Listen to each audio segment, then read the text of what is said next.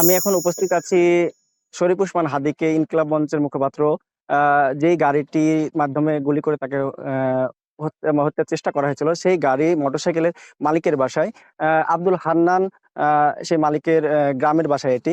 এই গ্রামের বাসায় আমরা স্থানীয়দের কাছ থেকে জানতে পেরেছি যে গ্রামের বাসায় সে অবস্থান করে না। সে মূলত তার পরিবার সহ ঢাকাতে থাকে দীর্ঘদিন থেকে।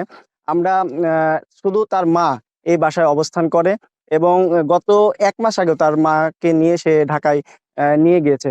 আপাতত আমরা এই বাসায় এসে দেখেছি এই বাসায় তালা দেওয়া ছিল। এই বাসাতে তারই বাসা, কিন্তু সে অবস্থান করে না। সে দীর্ঘদিন থেকে ঢাকায় কন্ট্রাক্টর পেশায় নিযুক্ত ছিল।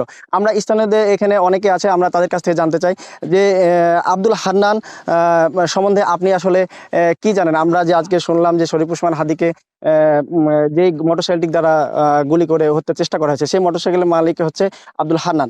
আসলে আব্দুল হান্নান সম্বন্ধে আপনার কতটুকু জানা আছে?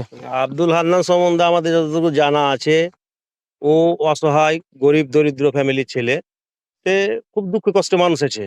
তার মা যে বিয়ে হয়েছিল, আপনার ওর মাকে ডিভোর্স দিয়েছিল, ছোট্ট ছেলে অবস্থা বিয়ে ডিভোর্স দিয়েছিল।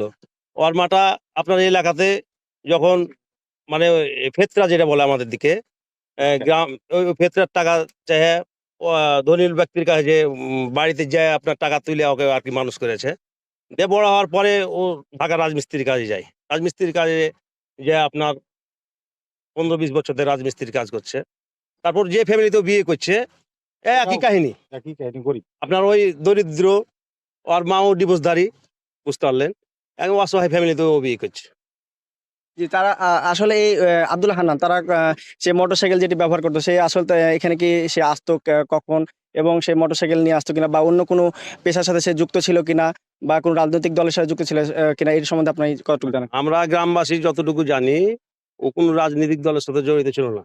ওকে আমাদের এলাকার লোক ওকে একদম তুচ্ছ তুচ্ছ মনে করে ওকে। আর বিশেষ করে আমরাও বলি যে ও তুচ্ছ ঘরে ছেলে, ও কি রাজনীতি করবে?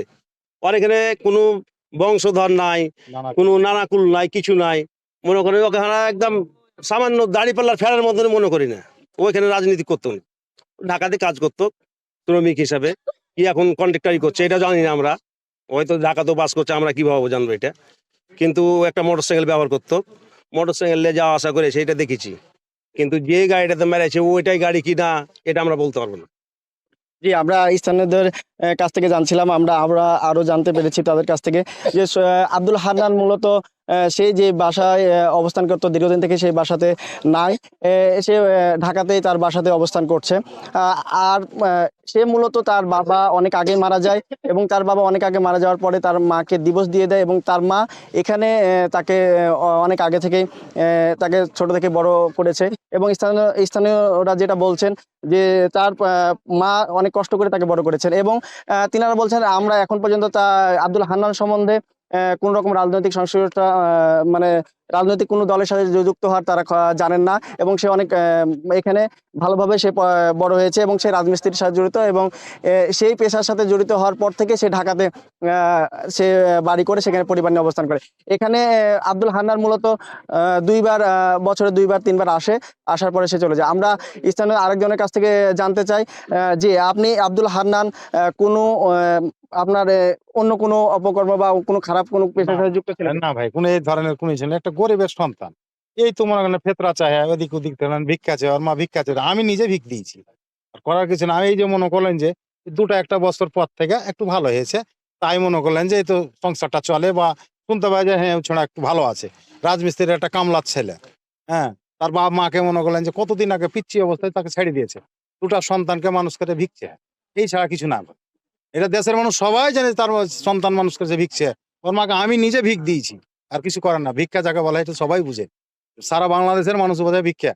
হ্যাঁ, এই তো ভাই, আর কি বলবো। জি, আমরা জানছিলাম যে আব্দুল হান্নান মূলত তারা দুই ভাই। ছোট ভাইও সে ঢাকায় রাজমিস্ত্রির কাজের সাথে জড়িত, এবং সে আলাদা থাকে, এবং বড় ছেলে যে আব্দুল হান্নান তিনি মূলত তার স্ত্রী এবং তার 2টি সন্তান, একটি কন্যা এবং একটি ছেলে নিয়ে সে ঢাকায় থাকে।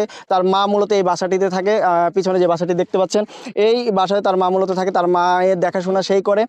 তার মাকে গত 1 মাস আগে স্থানীয়দের সূত্র মতে জানতে পেরেছি, তো 1 মাস আগে সে ঢাকায় নিয়ে গেছে। এই ছিল সবশেষ তথ্য আব্দুল হান্নানের বাসা থেকে।